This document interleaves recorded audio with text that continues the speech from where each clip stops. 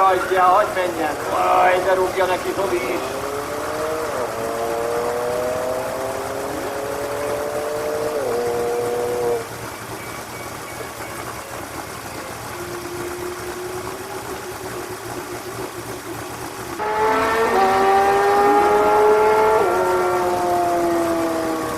Bal oldalra érkezik Rompa Józsi, jobb oldalra pedig Ádámi János a Kobrával. Irgalmatlan jó futama volt az előző.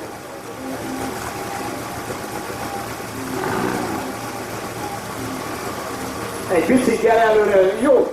És akkor most nem tudom, Laci, figyelj! Hamar megindult. Sajnos csak egy burnoutra van lehetőség, és a sisak is kell a futamhoz.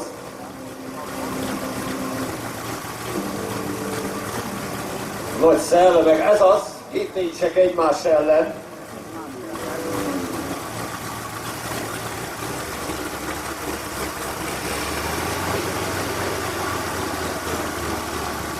Na, még Ádám Jánosnak kell elfoglalni a rajtot. Félő hideg,